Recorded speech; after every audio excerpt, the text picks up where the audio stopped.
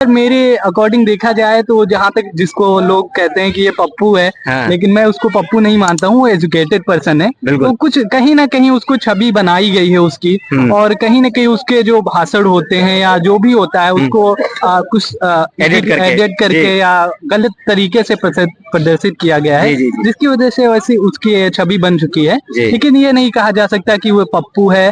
और जैसे कि मुझे भी पहले इतना उसके ऊपर भरोसा नहीं था या इतना अच्छा नहीं पसंद नहीं था। जी, जी, जी। लेकिन जब से उनकी भारत जोड़ो यात्रा हुई है, मैं देखा हूँ वो बंदा कितना चला है, कितना पूरे भारत में उसने भ्रमण जगह जगह पे जाके भ्रमण किया है। और ऐसा कोई लीडर ही कर सकता है। उसके अंदर लीडरशिप वाली क्वालिटी है, जिस कारण वो अभी तक टिका हुआ है। तो मेरे साथ एक यहाँ पे युवा और हैं। जिस तरह से यहाँ पे जगह जगह आप देखेंगे, आप जब भी यहाँ आएंगे शाम को बहुत सारे यहाँ पे यूथ मिल जाएगा आपको। तो चलिए जानते हैं भाई, आपका नाम क्या है? अमन।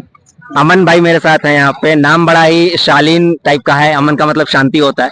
तो भाई क्या देखते हैं आप इस जो चुनाव 2024 है, जिसकी इतनी हाइप बनी हुई है, एक तरफ 400 पार, एक तरफ परिवर्तन की लहर, किस तरह से आप सारी चीजों को एनालाइज करते हैं? जी, इस बार का चुनाव काफी कॉम्प्लिकेटेड हो रहा है, क्योंकि कुछ कहा नहीं जा सकता कि कौन सी पार्टी इस बार जीतती हुई दिखाई दे रही है।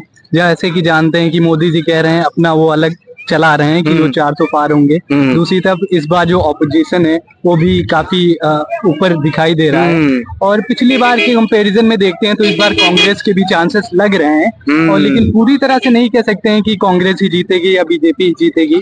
और लेकिन यहाँ पे मुद्दों पे ज्यादा फोकस करना चाहिए। मुझे लग रहा है कि मुद्दे यहाँ पे बहुत ज्यादा फोकस नहीं किए जा रहे हैं। कुछ 2-4 मुद्दे हैं जो कि सत्ता में जो पार्टी है, सिर्फ 2-4 मुद्दे हैं, उन पर ही फोकस करके वो अपना जो कैंपेन है वो चला रहे हैं। और मुझे लग रहा है कि रोजगार जो है, बेरोजगारी है, उस पर फोकस करना चाहिए। और जो लगातार मुद्दे हैं, प्रशासन का मुद्दा है, उस पर फोकस करना चाहिए। तो ये बेहतर चीज हो सकती है इस चुनाव में। और जैसे कि राहुल गांधी की छवि जो पहले थी, और अभी हम देख रहे हैं कि उनकी छवि में काफी सुधार हुआ है, और वो काफी इस वक्त आगे लग रहे हैं। और ऐसा ही चुनाव में कुछ कहा नहीं जा सकता। इस बार के चुनाव में कुछ भी हो सकता है। कुछ भी हो सकता है जी। अगर मैं बात करूं इस चुनाव से हटके, इस नजरिए से हटके, पर्सनल फेवरेट आपके कौन नेता हैं, लोकप्रिय नेता जैसे जिन्हें कहा जाता है, कौन आपको लगते हैं? जी, वर्ल्ड वाइड देखा जाए तो इसमें कोई डाउट नहीं है कि मोदी जी बहुत ही फेमस नेता हैं और बहुत ही सुप्रसिद्ध नेता हैं। बहुत ही विश्व में उनकी ख्याति है। और पर्सनल अगर मेरे अकॉर्डिंग देखा जाए तो जहाँ तक जिसको लोग कहते हैं कि ये पप्पू है, लेकिन मैं उसको पप्पू नहीं मानता हूँ। वो एजुकेटेड पर्सन है। तो कुछ कहीं ना कहीं उसको छवि बनाई गई है उसकी, और कहीं ना कहीं उसके जो भाषण होते हैं या जो भी होता है उसको कुछ एडिट करके या गलत तरीके से प्रदर्शित किया गया है, जिसकी वजह से वैसी उसकी छवि बन चुकी है। लेकिन ये नहीं कहा जा सकता कि वो पप्पू है। और जैसे कि मुझे भी पहले इतना उसके ऊपर भरोसा नहीं था या इतना अच्छा नहीं पसंद नहीं था। लेकिन जब से उनकी भारत जोड़ो यात्रा हुई है, मैं देखा हूँ वो बंदा कितना चला है, कितना पूरे भारत में उसने भ्रमण जगह जगह पे जाके भ्रमण किया है। और ऐसा कोई लीडर ही कर सकता है। उसके अंदर लीडरशिप वाली क्वालिटी है, जिस कारण वो अभी तक टिका हुआ है। मैं यही कहना चाहता हूँ। जैसा कि भाई ने कहा कि राहुल गांधी जिस तरह से जमीनी स्तर पर उतर के जो उन्होंने राजनीति को जो नया आयाम दिया है, उससे ये जितने भी युवा हैं बहुत प्रभावित हैं।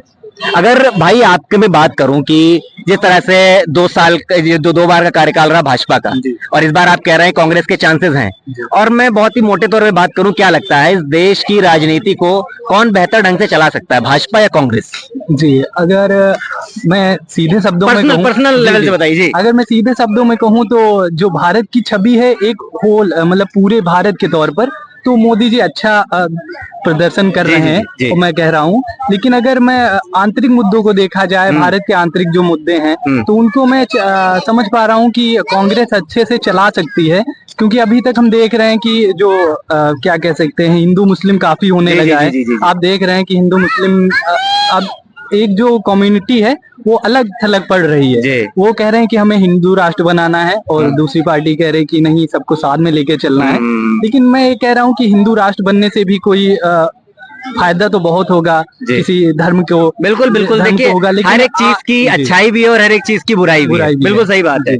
और मीडिया भी यहाँ पे मैं देख रहा हूँ कि मीडिया भी खुलकर एक पार्टी को सपोर्ट कर रही है। बिल्कुल यहाँ पे सही बात है। मीडिया जो है एक तरह से देखा जाए कि जैसे बंद गई है, क्योंकि बहुत सारे जो सत्ता में पार्टी है, बहुत सारे घपले हुए हैं, बहुत सारे आप देख भी रहे जी, होंगे जी, जी, इलेक्टोरल बॉन्ड का जो हुआ है जी, जी, घपला, जी, जी, जी। लेकिन उसको कोई भी प्रदर्शन नहीं कर रहा है। जो अब मणिपुर जल रहा है जी। और लद्दाख के जो मामले हैं उन पर कोई भी बात हो ही नहीं रही हो है। ही नहीं अब जो भी हमारे देश के प्रतिष्ठित जो चैनल हैं, जी, जी। न्यूज चैनल हैं, जी। उन पर ऐसी कोई भी बात आप कभी कभी देख पाएंगे, लेकिन आमतौर पे देखते ही नहीं है। सही बात तो है। यही एक देखने लायक है कि जो मीडिया भी है वो भी खुलकर एक तो मीडिया को फोर्थ पिलर कहा जाता है, ऊपर से वो ऑपोजिशन के साथ ना होकर सत्ता पार्टी के साथ हो रही है, तो ये एक देखने वाला ही बात ये है। जिस तरह से जी। बायस जो चीजें हो रही, तो भाई जैसा कि भाई ने बताया कि राजनीति तो अपनी जगह पे है, लेकिन जो मीडिया का जो पक्ष होता है वो भी एक बहुत खुल के होना चाहिए, बायस नहीं होना चाहिए। आप सत्ता पक्ष की भी बातें बताइए, लेकिन जितनी भी ऑपोजिशन है उसकी बातें अगर आप छुपाएंगे तो आप फोर्थ पिलर कैसे होंगे। जितनी भी मेन स्ट्रीम मीडिया है, जैसा कि भाई ने कहा कि मेन स्ट्रीम मीडिया कहीं ना कहीं एक पक्ष रख रही है, दूसरा पक्ष नहीं रख रही है, तो इसे सोचना चाहिए। और जैसा कि भाई ने एक और बात बताई कि भाजपा जिस तरह से विदेशी मुद्दों पर तो बहुत अच्छा काम कर रही है, लेकिन आंतरिक मुद्दों को वो बिल्कुल नेग्लेक्ट कर रही है, और आंतरिक मुद्दों को कांग्रेस बहुत अच्छा संभाल सकती है। तो भाई ने जो बातें कही कि भाजपा बाहर की चीज अच्छा संभाल रही है, कांग्रेस अंदर की चीज अच्छा संभाल रही है, तो कोई जनता को बीच का रास्ता चुनना पड़ेगा इस चुनाव में कि क्या करना चाहिए और क्या नहीं करना चाहिए।